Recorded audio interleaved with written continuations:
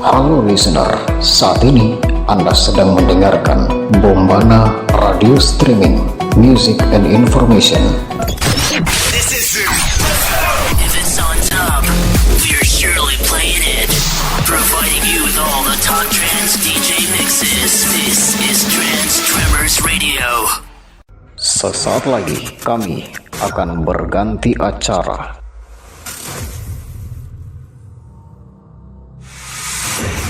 More music, more variety. Non-stop hits. We simply play the best.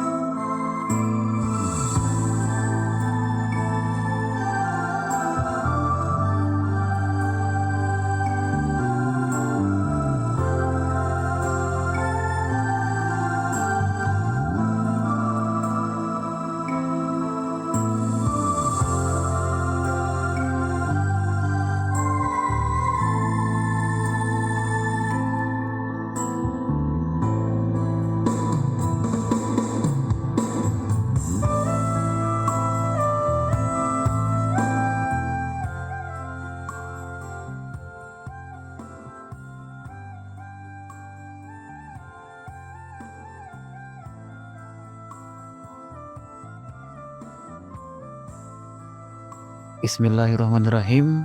Assalamualaikum warahmatullahi wabarakatuh. Innalhamdulillah nahmaduhu wa nasta'inuhu wa nastaghfiruh wa na'udzu billahi min shururi anfusina wa min sayyiati a'malina. May yahdihillahu fala mudhillalah wa may yudlil fala hadiyalah. Asyhadu an la ilaha illallah wahdahu la syarikalah. Allahumma shalli ala Muhammad wa ala ali Muhammad wa ala alihi wa sahbihi ajmain, amma ba'du. Pendengar Bombana Radio Streaming, selamat malam semuanya yang mendengarkan acara kami ini di malam Jumat yang mulia ini. Kita bertemu kembali di acara Dialog Islam Bombana Radio Streaming di pertemuan yang ketiga, dan kita bertemu di hari Kamis di tanggal 5 Desember 2024, dan sholawat serta salam kita curahkan kepada Nabi kita yang mulia, Nabi besar Muhammad SAW, yang telah membawa kita dari alam kegelapan menuju jalan cahaya tentunya. Dan pendengar sekalian, di awal tadi sudah dibuka dengan lagunya Nisa Sabian ya, yang berjudul Allah Karim. Mudah-mudahan lagu ini juga bisa menyejukkan hati para pendengar di malam Jumat ini. Dan di malam Jumat yang mulia ini banyak hal yang bisa kita lakukan. Salah satunya adalah menjalankan sunnah Rasul, yaitu membaca surah Al-Kahfi sebagai benteng dari fitnah yang akan terjadi di akhir zaman nanti. Fitnah paling dahsyat dan paling besar yaitu fitnah Dajjal. Sehubungan dengan apa yang saya katakan tadi, maka malam ini kita akan membahas tema tentang tanda-tanda akhir zaman, dan juga tentunya yang erat dengan akhir zaman juga nanti adalah Dajjal dengan segala macam fitnah. Jadi sebelum saya membahas tema ini lebih jauh, seperti biasa telah hadir di studio Bombana Streaming narasumber andalan kita, yaitu Ustadz Munafri Masran. Terlebih dahulu saya sapa beliau. Assalamualaikum warahmatullahi wabarakatuh, Mas Munafri. Waalaikumsalam warahmatullahi wabarakatuh. Bagaimana kabarnya di malam Jumat yang mulia ini? Alhamdulillah khair insyaallah. Baik ya. Jadi sekarang kegiatan masih berjalan ya, kegiatan di online dan di offline. Alhamdulillah masih berjalan. Nah, oke deh. Baik, Mas Munafri, seperti yang kita tahu ya, bahwa Allah Subhanahu wa Ta'ala melalui lisan nabinya Nabi Muhammad SAW sudah mengabarkan tentang hari kiamat ya. Meskipun kita tidak diberitahu kapan datangnya, tapi hari itu pasti akan datang, hari di mana semua kehidupan akan berakhir dan manusia akan kembali kepada Allah dengan semua apa yang dia lakukan di dunia ini. Tapi meskipun kita tidak diberitahu kapan hari kiamat itu, tapi Allah melalui nabinya menerangkan apa yang akan terjadi sebelum hari itu datang. Mungkin Mas Munafri bisa jelaskan tentang tanda-tanda dan fenomena-fenomena menuju akhir zaman yang mungkin akan terjadi dan mungkin sekarang sebagian sudah terjadi. Silakan. Baik. Sebelumnya bismillahirrahmanirrahim. Assalamualaikum warahmatullahi wabarakatuh. Waalaikumsalam. Alhamdulillahirabbil alamin. Wassalatu wassalamu ala Rasulillah sayyidina Muhammadin wa ala alihi wa sahbihi wa man tabi'ahum bi ihsanin ila yaumiddin, amma ba'du. Berbicara tentang hari kiamat yang merupakan ketentuan Allah Subhanahu wa taala yang mutlak pasti akan terjadi. Hari ini adalah merupakan hari yang tentunya pasti akan terjadi. Maka sebagai orang yang beriman kepada Allah Subhanahu wa taala, kita tentunya harus percaya dengan adanya hari kiamat ini.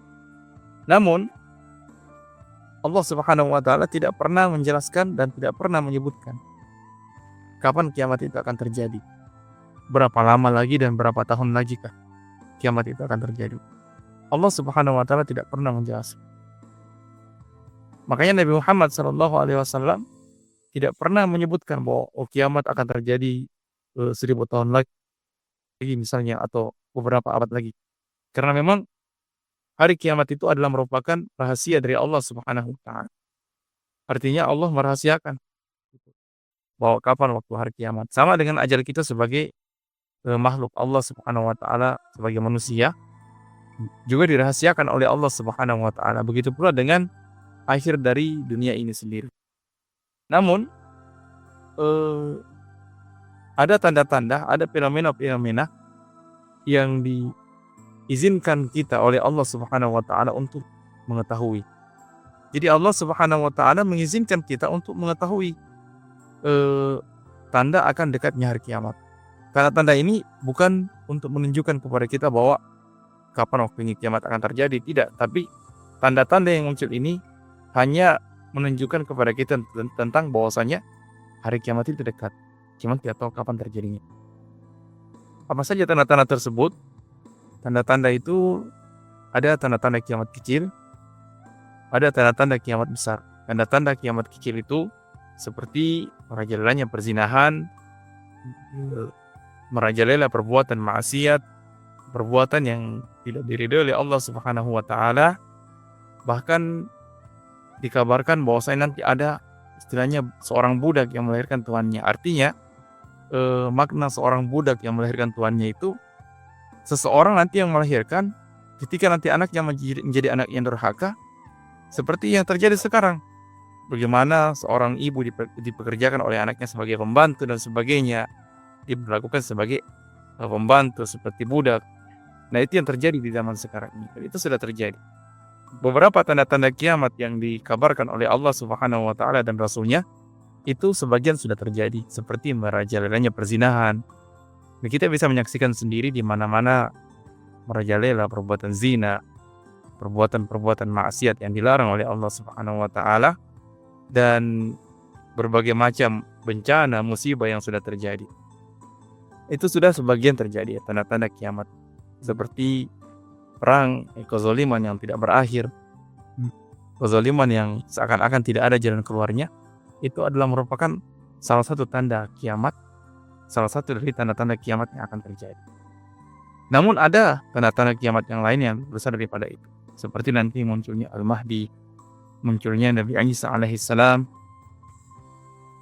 Mungkin cerita tentang Nabi Isa ini banyak yang belum tahu. Banyak yang belum tahu dari pendengar bahwa Nabi Isa alaihissalam ini adalah Nabi yang diberikan oleh Allah Subhanahu wa taala kehidupan sampai saat ini. Beliau diberikan kehidupan oleh Allah Subhanahu wa taala sehingga saat ini dia masih hidup. Sama seperti kita. Cuman dia tinggal di tempat yang berbeda. Nanti ketika tiba saatnya nanti Allah akan menurunkan dia. Untuk apa? Untuk membunuh Al-Masih Dajjal. Dajjal ini juga merupakan tanda kiamat besar. Dan ini yang akan menjadi fitnah terbesar bagi umat. Ya, inilah tanda-tanda kiamat yang saya jelaskan untuk kesempatan kali ini. Wallahu a'lam bishawab. Baik, terima kasih untuk Mas Munafri, Mas Ran yang sudah menjelaskan ya. Untuk pendengar semuanya, memang sangat menarik tanda-tanda kiamat yang akan terjadi. Karena memang sebagian yang dikatakan Mas Munafri, memang sebagian itu sudah terjadi. Salah satunya me- merajalelanya perzinahan, bahkan dianggap sudah sebagai sesuatu yang umum, boleh-boleh saja. Atau juga perempuan menyerupai laki-laki, laki-laki menyerupai perempuan, itu juga sudah terjadi. Nah, tapi yang belum terjadi ya tadi yang diterangkan Mas Munafri. Nah, sedikit tentang Nabi Isa, benar yang dikatakan Mas Munafri seperti yang dikatakan Allah dalam surah An-Nisa surat keempat ayat 157 bahwa dia tidak dibunuh dan tidak disalibkan. Nah, ini untuk yang non muslim ini mohon maaf ya, ini saya berbicara atas dasar konteks agama kami yang muslim yang meyakini seperti itu bahwa Nabi Isa seperti yang dikatakan wa ma qataluhu wa ma salabuhu. Bukan begitu ya Mas Munafri bunyi ayatnya? Mudah-mudahan saya tidak salah. Jadi mereka itu tidak menyalibkannya, tapi yang disalibkan adalah orang yang menyerupakan, yang diserupakan dengan dia. Jadi saya mohon untuk teman-teman mungkin kalau ada yang mendengarkan yang non muslim, dengan segala kerendahan hati saya berbicara atas nama agama saya. Jadi ya seperti yang Allah katakan dalam surah Al-Kafirun, lakum dinukum waliyadin, ya, agamamu, agamaku adalah agamaku, seperti itu. Jadi dalam konteks Islam seperti itu, dan nanti Nabi Isa ini akan turun ke bumi untuk menumpas Dajjal dan semua pengikutnya. Nah, berbicara sedikit tentang Dajjal, salah satu kelompok yang akan mengikuti Dajjal itu adalah Yahudi. Seperti itu. Baik, pendengar semuanya, kita akan lanjutkan tema yang menarik ini di segmentasi yang kedua. Karena kita akan lebih mendalami lagi tema tentang tanda-tanda kiamat ini, terutama yang akan terjadi nanti, gitu ya. Dan kita akan mendengarkan satu lagu dulu dari Opik berjudul Husnul Khotimah ya. Husnul Khotimah adalah kematian yang kita dambakan, kematian yang baik ya. Mudah-mudahan itu nanti insya Allah bisa didapatkan oleh semua muslim kalau dia betul-betul taat kepada Allah. Jadi jangan kemana-mana, tetap di Dialog Islami Bombana Radio Streaming, musik dan informasi.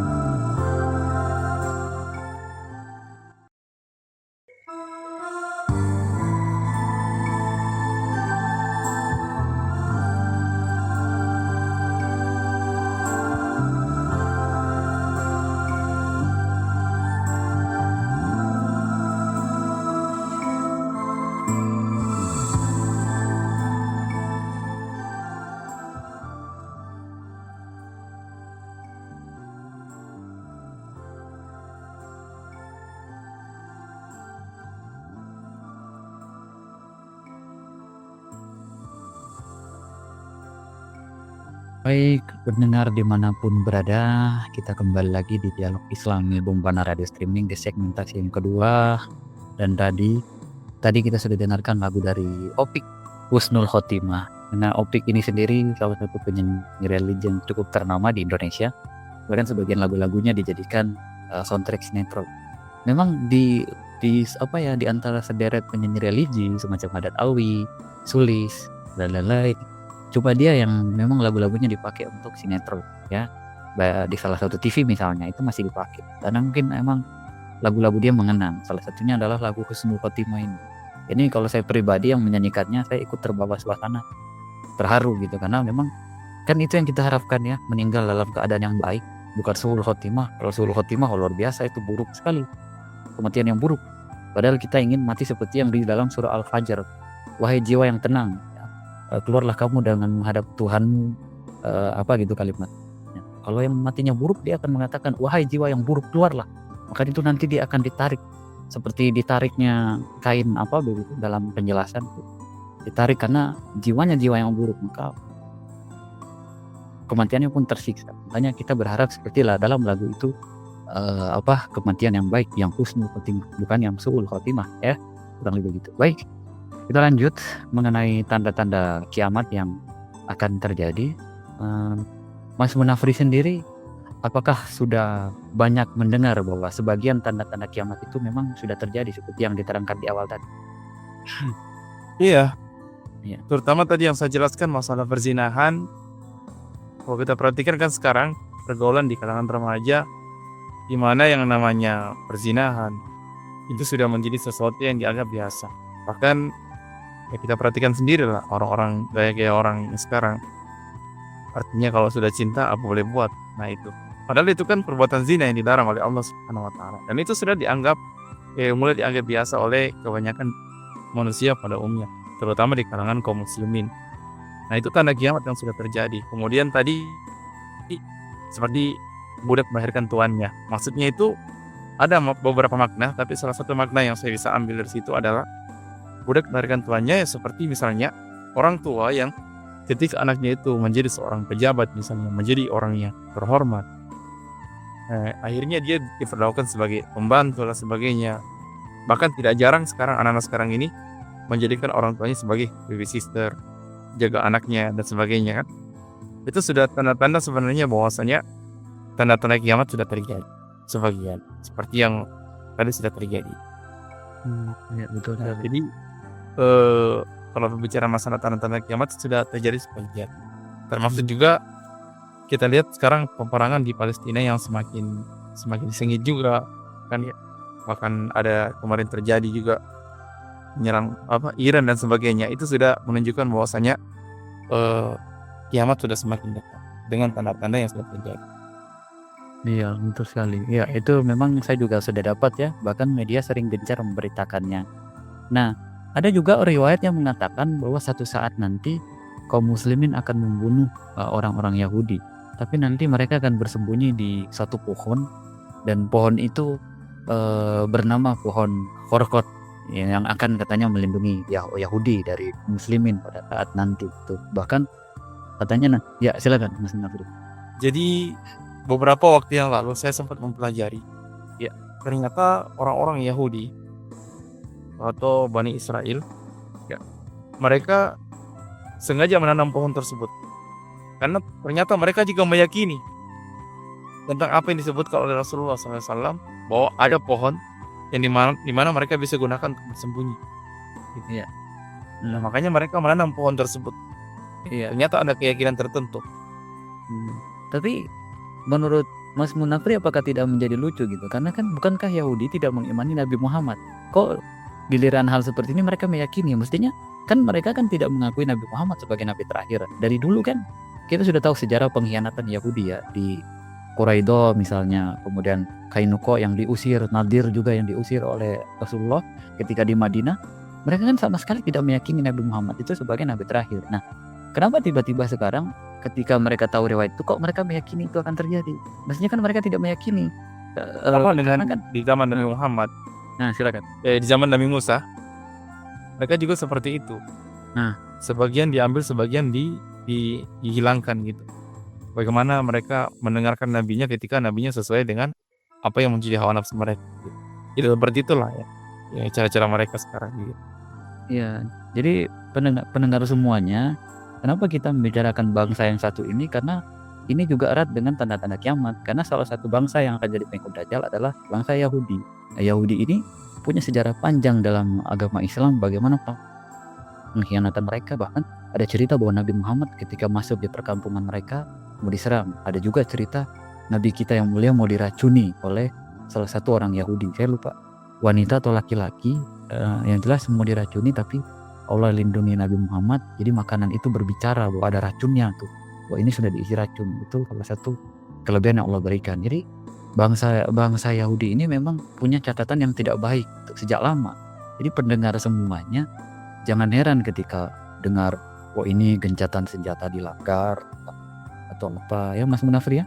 Karena kita sebagai umat Islam sudah tahu watak bangsa satu ini, bangsa yang saya tidak bisa mengungkapkannya dengan kata-kata ya, bagaimana mereka menyerang tanpa pandang bulu gitu. Mereka anak-anak juga mereka bunuh. Perilaku mereka itu apakah tidak mirip dengan Fir'aun Mas Munafri, seperti yang digambarkan dalam surah Al-Baqarah gitu. Kan ada Fir'aun itu cara membunuh anak kecil itu kan digambarkan dalam surah Al-Baqarah ayat 49 kalau saya tidak salah. Ya, makanya itulah orang Yahudi ini akan menjadi salah satu tokoh dalam skenario tanda-tanda kiamat nanti. Nanti kan ketika Dajjal turun, Dajjal muncul, itu kan Yahudi kan akan menjadi pengikut. Tapi perlu juga saya sebutkan di sini, bukan hanya orang Yahudi saja, bahkan para ulama yang alim pun akan menjadi pengikutnya Dajjal. Itu menunjukkan betapa besarnya ujian fitnah Dajjal ini. Jadi sekarang kalau kita berbicara masalah uang, orang bisa kehilangan imannya karena uang, tapi nanti suatu saat orang bisa kehilangan imannya karena Al-Masih Dajjal ini. Bahkan para alim ulama sekalipun akan menjadi pengikutnya. Ya, jadi orang Yahudi ini akan menjadi pengikut mereka nanti. Nah, pada saat nanti peperangan di masa munculnya Nabi Isa, turunnya Nabi Isa, disitulah akan berakhirlah permusuhan antara kaum muslimin dan Yahudi. Nah, disitulah akan ketemu titik akhirnya gitu. Jadi makanya sebenarnya kita perlu bersabar saja, karena hari kemenangan untuk kaum muslimin melawan Israel nanti itu akan segera tiba. Ketika nanti pada saat munculnya Nabi Isa alaihissalam di masa peperangan antara kaum muslimin dan Dajjal gitu. Iya betul, apalagi kan Mas Munafir pasti tahu ya, dan mungkin pernah mendengar Dajjal ini kan fitnahnya memang besar. Itu bahkan dia ini bisa melakukan hal-hal yang di luar akal manusia gitu. Tapi dia bahkan bisa misalnya di satu wilayah tuh yang tandus, yang kering itu dia bisa bikin menjadi subur. Bahkan ada kisah bahwa nanti akan ada satu kaum yang akan beriman kepada Dajjal itu karena Dajjal membuat daerahnya itu jadi subur dan tandus gitu. Tapi nanti daerahnya itu akan dibuat jadi subur. Tapi nanti ada yang tidak akan beriman, terus nanti daerahnya dibuat jadi tandus, kekeringan dan lain sebagainya macamnya. Bahkan ada dalam kisah, ada nanti seorang pemuda yang nanti akan dibunuh oleh Dajjal. Pemuda ini sudah tahu bahwa dia ini Dajjal, terus Dajjal membunuhnya karena pemuda ini tidak mengakui Dajjal sebagai Tuhannya. Lalu kemudian dibunuh. Nah setelah itu Dajjal menghidupkan lagi. Lalu pemuda itu mengatakan, saya makin yakin bahwa kamu itu Dajjal. Seperti itu. Bagaimana itu Mas Munafri dengan riwayat seperti itu? Ya itu memang ada riwayatnya. Bahkan para ulama sudah menjelaskan juga bahwa memang nanti ada seorang pemuda yang sangat beriman kepada Allah Subhanahu wa taala, yang istiqomah dan keimanannya, ketika dia dipaksa untuk menjadi pengikut Dajjal, di mana pada saat itu hampir semua orang, bahkan hampir semua ulama menjadi pengikutnya, dia tetap bertahan dan tetap tegar. Namun karena ketegarannya itulah sehingga dia harus kehilangan nyawanya, dibunuh. Tapi Dajjal tidak hanya membunuh sampai situ saja, dia juga membangkitkan kembali orang ini, artinya menghidupkan kembali. Nah ketika dihidupkan untuk kedua kalinya, Dajjal mengatakan kepada pemuda ini, ya gulam, wahai pemuda, kalau kamu memang mau tetap hidup, maka berimanlah kepada saya. Artinya saya tidak akan membunuh kamu untuk kedua kalinya. Tapi pemuda itu tetap bertahan, bahkan dia mengatakan bahwa dia semakin yakin bahwasanya ini adalah Dajjal. Maka kemudian dibunuhlah lagi orang ini, tapi setelah itu Allah melindungi pemuda ini. Tidak bisa. Iya, tidak bisa. Iya. Luar biasa ini. Jadi memang berarti Saking keimanannya orang ini dia bertahan. betul, artinya riwayat ini sudah menjelaskan kepada kita bagaimana dahsyatnya Mas Munafri fitnah Dajjal ini, karena memang itu zaman yang sangat sulit. Bahkan ada riwayat yang mengatakan begini, satu hari Dajjal di bumi itu setara dengan 40 hari. Dajjal itu dikatakan cuma 40 hari. Ya, Dajjal itu dikatakan dalam sebuah riwayat dia hanya 40 hari, tapi 40 hari itu seperti bagaimana ya? Ada yang mengatakan satu hari itu seperti setahun, satu hari lainnya seperti hari-hari berikutnya atau bagaimana bunyi riwayatnya, saya tidak terlalu hafal. Intinya Dajjal itu 40 hari saja di bumi. Jadi ketika Dajjal 40 hari di bumi itu kan singkat Mas Munafri. Itu kenapa dia bisa dikatakan seperti setahun gitu? Karena begini, kalau kita berbicara masalah kita saja 1 minggu di tempat yang paling menyusahkan begitu kan, paling menyusahkan, itu sangat berisiko bagi kita. Biasa kita pikir, kapan ya saya bisa pulang dari sini? Saya nggak tahan di sini, saya nggak betah. Nah itu sudah serasa setahun itu, serasa sebulan. Nah begitu pula dengan terjadinya fitnah Dajjal ini begitu. Orang saking tidak kuatnya, seakan-akan itu kayak sudah bertahun-tahun begitu menghadapi. Saking saking puncaknya kesabaran waktu itu sudah mulai hilang istilahnya kesabaran. Makanya wajar saja ketika banyak orang yang menjadi pengikut Al-Masih Dajjal, walaupun orang-orang yang berilmu sekalipun. Artinya ini menunjukkan bahwa Dajjal ini fitnahnya memang besar ya. Iya betul. Ada tidak perlindungan diri yang diajarkan Nabi kita Muhammad SAW dari fitnah Dajjal yang Mas Munafir ketahui? Ada salah satu doa yang dijelaskan oleh Nabi kita Muhammad SAW dalam hadisnya. Ya. Tapi salah satu yang harus kita lakukan adalah membaca surah Al-Kahfi. Jadi membaca surah Al-Kahfi itu sangat penting sekali. Ya, membaca surah Al-Kahfi di malam Jumat. Usahakan kalau membaca surah Al-Kahfi itu 10 ayat pertama ya, surah Al-Kahfi. Kemudian jangan lupa membaca doa Allahumma inni a'udzubika min azabi jahannam wa min adzabil qabr wa min fitnatil mahya wal mamati wa min syarri fitnatil masih wad dajjal. Doa ini dibaca ketika selesai mengucapkan tasyahud akhir gitu. Ya, kita bisa mengucapkan doa ini setelah mengucapkan tasyahud akhir. Ini bisa dihafalkan tentunya. Mudah-mudahan doa ini menjadi pelindung bagi kita. Ya tentunya barang siapa yang mau mengamalkan amalan-amalan tersebut, insya Allah dia akan terlindung dari Dajjal. Minimal dia bisa meninggal sebelum turunnya munculnya fitnah Dajjal ini. Iya, seperti itu. Karena memang fitnah Dajjal ini berat, bahkan sebagian mengharapkan meninggal sebelum ketemu Dajjal, karena mereka sudah menyadari ya Mas Munafir bahwa fitnahnya memang berat sekali. Bahkan sebagian orang, bahkan orang yang dianggap cerdas saja bisa jadi pengikutnya ya kalau begitu.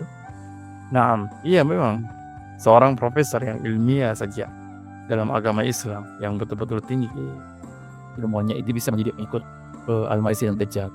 Saking betul-betul kuatnya itu fitnahnya. Makanya kita harus betul-betul waspada dan perbanyak berdoa kepada Allah Subhanahu wa taala. Nah, tertarik juga saya dengan riwayat tentang surah Al-Kahfi. Kenapa surah Al-Kahfi yang harus dibacakan umat Islam untuk melindungi dari Dajjal? Karena sepengetahuan saya Dajjal ini kan bukan jin. Jadi kalau dibacakan surah Al-Quran pasti dia nggak kepanasan. Nah ini kenapa dia harus surah Al-Kahfi? Apa yang terkandung dalam surah itu sampai surah? Ya silakan. Surah ini memiliki keutamaan yang sangat banyak. Di antaranya keutamaannya kalau kita membacanya di malam Jumat, maka kita akan diberikan cahaya antara Jumat sekarang ini dengan Jumat yang berikutnya. Jadi memang banyak keutamaan. Nah salah satunya tadi terlindung dari fitnah Dajjal. Banyak kandungannya yang mungkin untuk sekarang ini yang belum bisa saya jelaskan, insya Allah nanti dan kali. Karena memang kandungan surah Al-Kahfi ini memang sangat luas sekali dan sangat baik kalau kita pelajari begitu. Betul sekali. Karena memang untuk pendengar semuanya bahwa surah Al-Kahfi ini memang surah yang punya keutamaan yang bagus, yang bisa dibaca selain surat Yasin. Surah Al-Kahfi ini berisi keajaiban Allah. Misalnya kisah tentang para pemuda yang Allah tidurkan selama 300 tahun. Lalu kisah tentang Nabi Musa dan perjalanannya dengan Nabi Khidir. Kisah tentang Raja Zulkarnain yang membangun benteng untuk Ya'juj Ma'juj ya, yang akan keluar setelah Dajjal itu nanti ya, Mas Munafir ya. Ya seperti itu. Baik, kita akan jeda lagi. Kita akan mendengarkan satu lagu dari Vina Siti Afifa. Makin seru tentang pembahasan tentang hari kiamat ini. Jadi jangan kemana-mana, tetap di Dialog Islami Bombana Radio Streaming, musik dan informasi.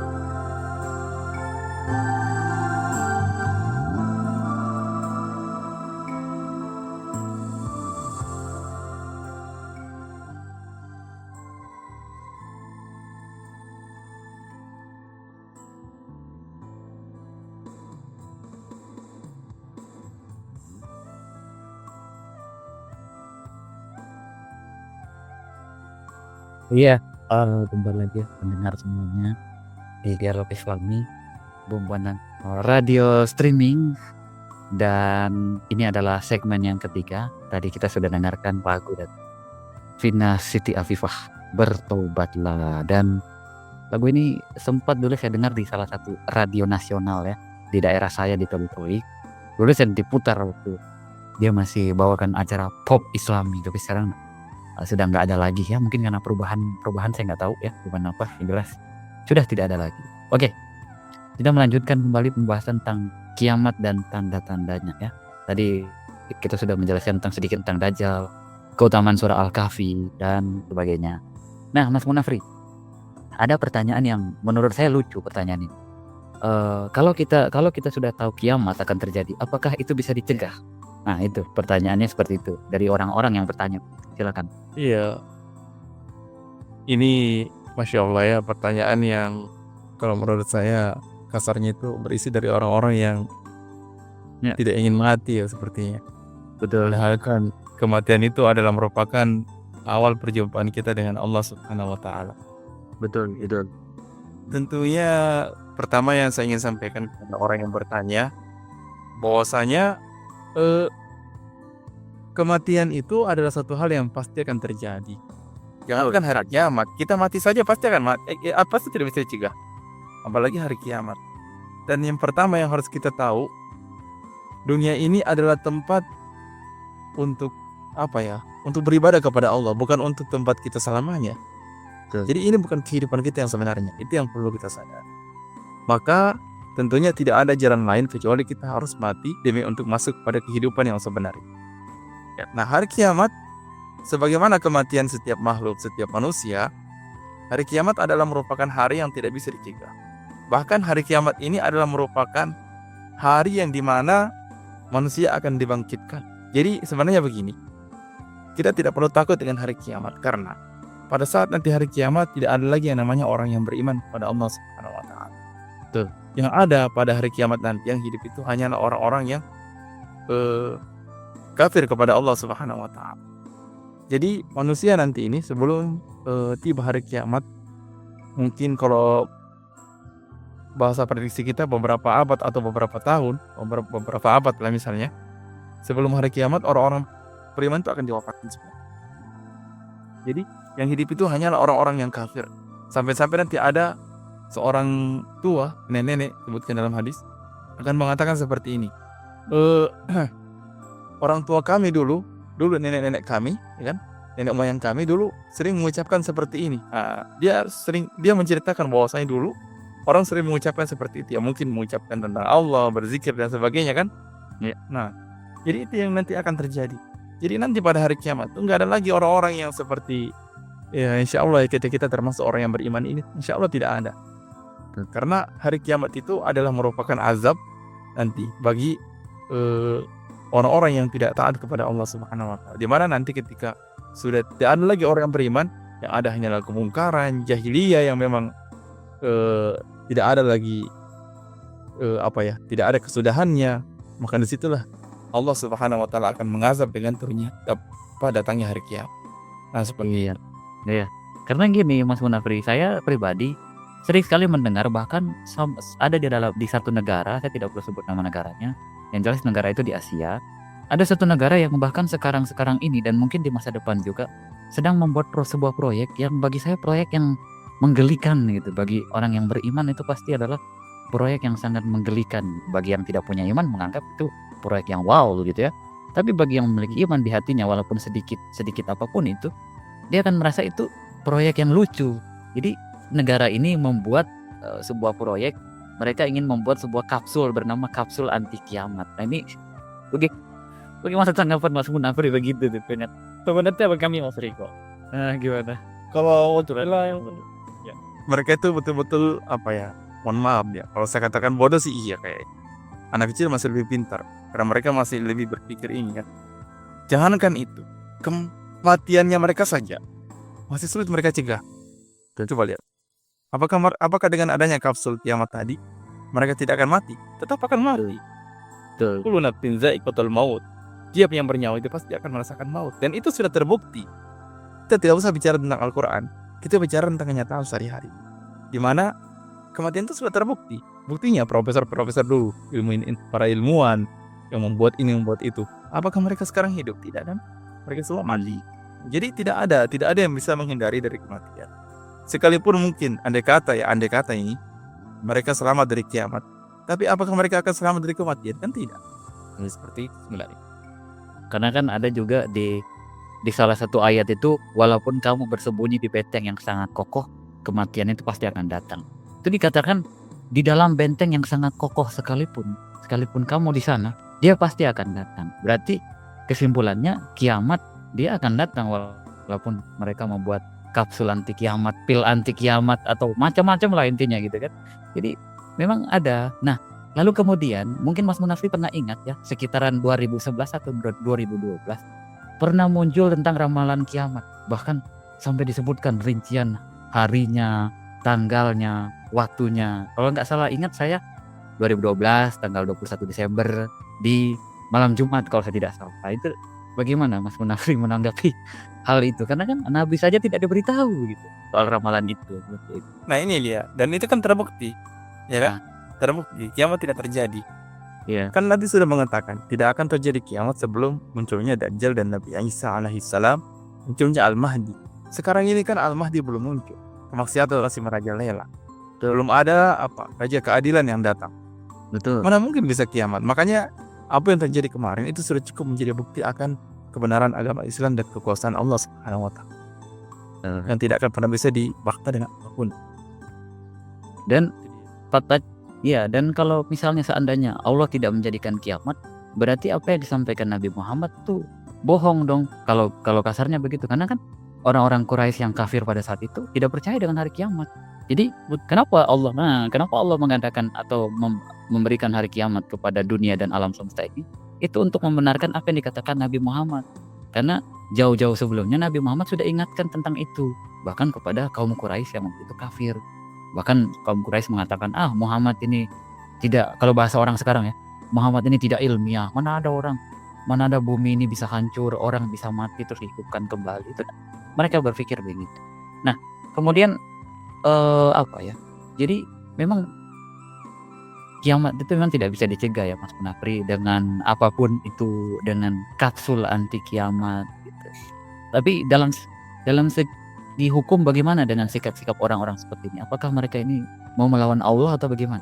Mau melawan kekuasaan Allah kah? Karena kalau saya perhatikan nampak sekali. Makanya kan kita melihat di dunia ini kan ada beberapa paham. Satu paham yang ada kan itu paham yang memang tidak percaya dengan adanya Tuhan. Mereka hanya percaya dengan hukum alam dan ketetapan mereka sendiri. Sehingga wajar-wajar saja ketika kita menyaksikan di berbagai macam belahan dunia itu, terutama di dunia barat sana, banyak hal-hal yang seakan-akan itu melawan Tuhan. Ya memang seperti itulah kenyataannya. Mereka telah melawan Tuhan karena pertama sudah mereka memang tidak percaya dengan adanya Tuhan. Kemudian mereka melawan apa yang menjadi ketetapan Tuhan. Dan tentunya apa yang mereka lakukan itu akan dipertanyakan pada hari kiamat. Kenapa? Karena mereka sudah diberikan banyak bukti. Dengan apa yang mereka lakukan itu justru sebenarnya menunjukkan kepada mereka tentang adanya Allah Subhanahu wa taala. Ya makanya ya itulah ya, mudah-mudahan ya mereka diberikan hidayah oleh Allah sehingga bisa sadar bahwa kiamat itu adalah sesuatu yang mutlak pasti akan terjadi atas kuasa Allah. Dari kemudian mereka pun tidak akan pendek seperti itu. Iya. Ada juga yang menarik. Kita kembali kepada persoalan Dajjal sebagai tanda-tanda kiamat paling besar. Di dalam satu riwayat ada mengatakan ada seorang sahabat bernama, mudah-mudahan saya tidak salah ya, Tamim Ad-Dari. Itu dia kalau saya tidak salah pernah bertemu langsung dengan Dajjal, bahkan bertatap muka. Nah, yang jadi persoalan di dalam riwayat itu, di riwayat itu tidak dijelaskan di mana Dajjal itu pulaunya. Nah, itu Mas Munafri mungkin pernah dengar riwayat itu, mungkin bisa sedikit menjelaskan riwayat itu. Jadi ada salah seorang sahabat namanya Tamim Ad-Dari. Beliau pernah ada di salah satu pulau dan beliau melihat ada makhluk yang nama Jasasa. Itu yang pertama ditemu. Lalu kemudian setelah itu dia ketemu dengan manusia yang dirantai. Jadi Dajjal ini manusia. Ya, oke. Besar badannya, dirantai. Kemudian dia mengatakan begini, apakah nabimu itu sudah muncul? Dibilang sudah dibilang. Jadi ada nabi yang sudah muncul. Apakah ada Dajjal? Kalau begitu tidak lama lagi juga saya akan muncul. pada saat nanti hujan sudah mulai tidak ini lagi, sudah mulai kurang, bahkan sudah mulai paceklik, kemarau panjang. Nah disitulah itu merupakan tanda-tanda kemunculan dari Al-Masih Dajjal. Jadi Dajjal ini bisa dibilang sebentar lagi akan muncul. Cuma kita tidak tahu kapan. Hanya Allah Subhanahu wa Ta'ala yang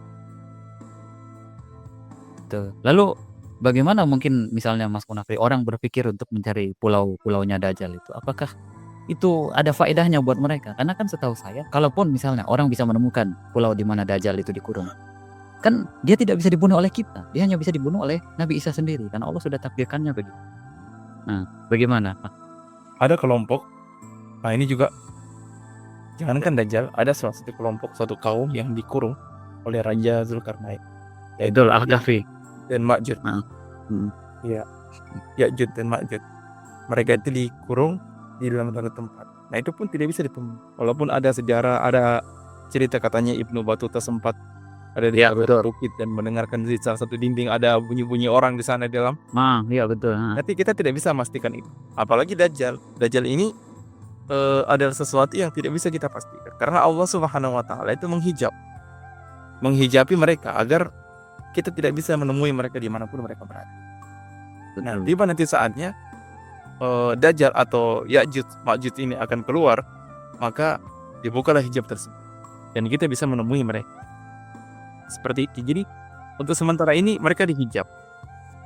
Jadi dimanapun itu ada orang yang bilang segitiga bermuda lah dan sebagainya, itu apa ya, menurut saya adalah sesuatu sih kita asumsi dan sesuatu yang tidak berfaedah. Tidak ada gunanya untuk kita tersebut.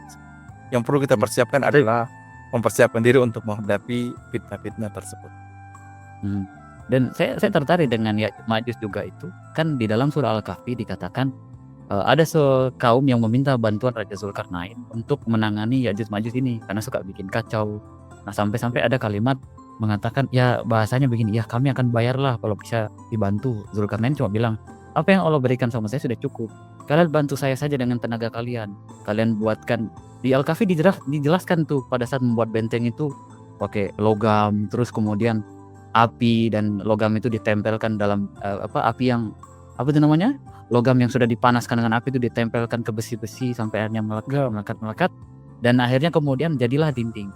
Nah Zulkarnain berkata seperti ini, dinding ini adalah bukti dari kekuasaan Tuhanku. Apabila telah datang janji Tuhanku, maka akan runtuh dan hancur dinding ini. Jadi Allah sudah memberitahu kepada Zulkarnain, meskipun dia bukan nabi, tapi Allah sudah ilhami dia.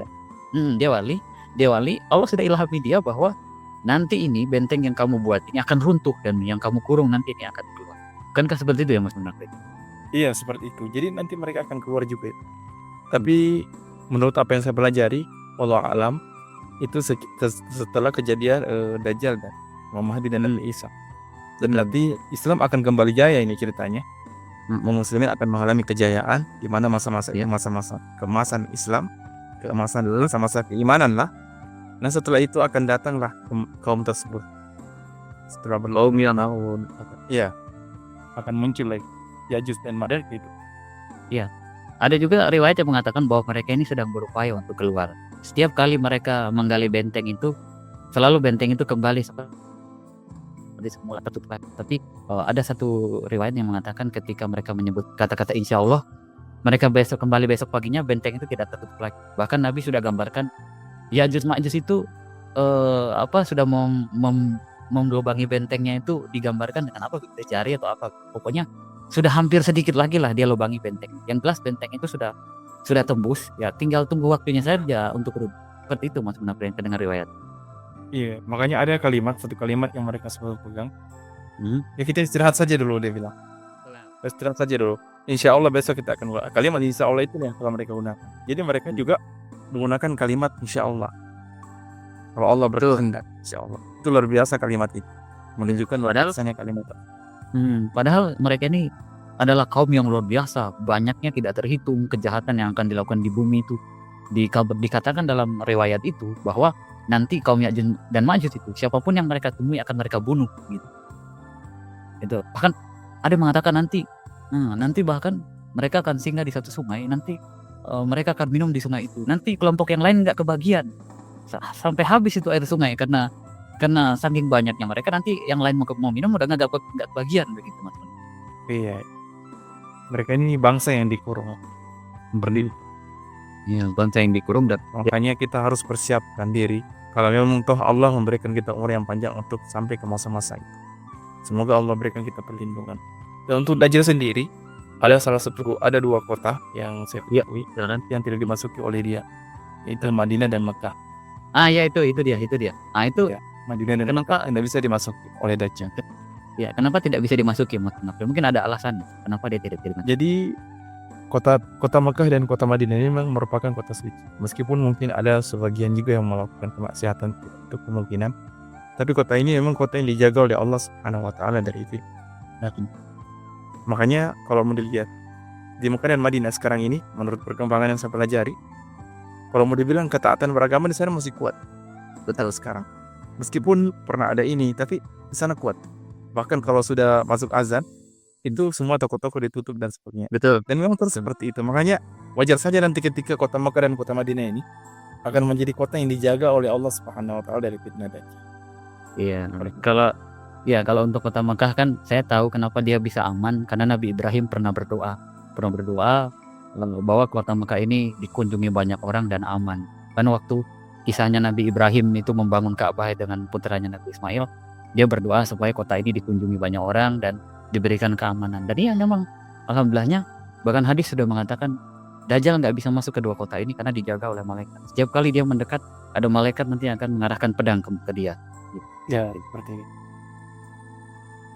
Baik, Mas Munafri ya, ini tema yang sangat menarik, ya, sangat luar biasa pembahasan kita pada hari ini mengenai kiamat. Tapi mungkin karena memang waktunya membatasi kita, ingin Mas Munafri memberikan kita kesimpulan tentang tema ini dan apa yang mesti kita lakukan, langkah-langkah apa, persiapan apa untuk menghadapi hal terberat dalam kehidupan umat manusia nanti, yaitu fitnah Dajjal dan kiamat. Iya. Jadi yang perlu kita persiapkan adalah pertama, seperti apa yang dikatakan oleh Rasulullah, bersegeralah kalian beramal sebelum datangnya fitnah-fitnah. Fitnah-fitnah yang dimaksud kegelapan-kegelapan yang datang bagaikan potongan-potongan malam, yang dimana orang pagi beriman sore kafir, sore beriman pagi telah kafir. Dan termasuk maknanya di situ adalah mempersiapkan diri untuk menghadapi fitnah atau ujian yang lebih besar nanti, yaitu fitnah Dajjal, fitnah Ya'juj dan Ma'juj.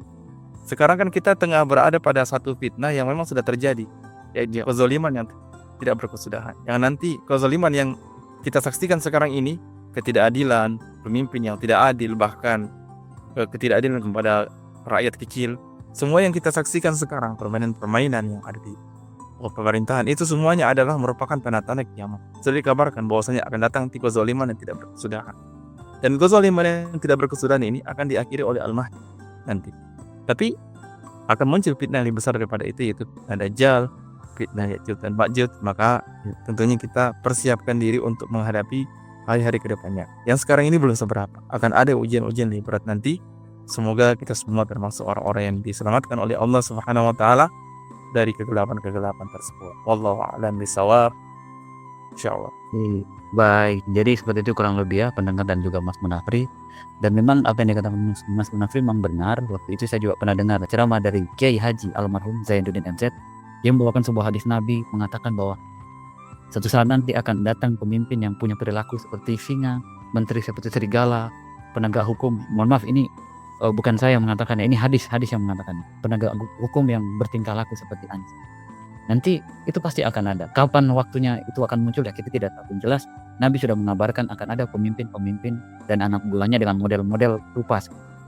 Ya mudah-mudahan kita bisa terhindar ya Mas Munafri dan pendengar dari hal-hal seperti itu. Baik, terima kasih untuk Mas Munafri yang sudah mau menyempatkan waktunya untuk bahasan kita di hari ini.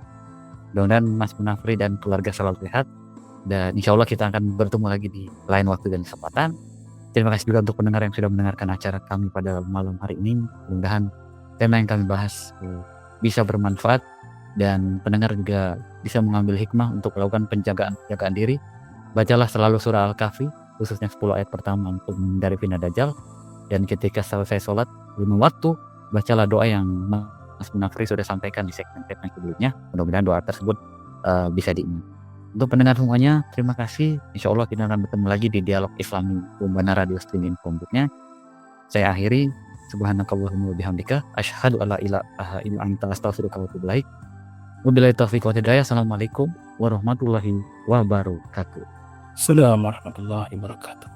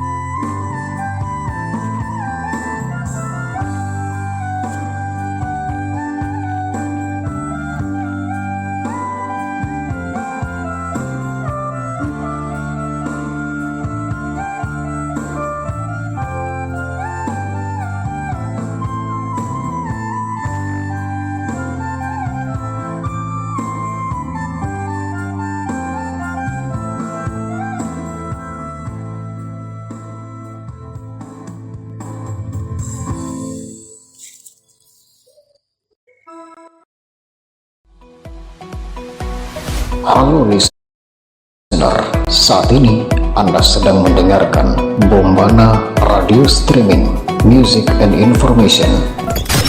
This is If it's on top, we're surely playing it. Providing you with all the top trance DJ mixes. This is Trance Tremors Radio. Sesaat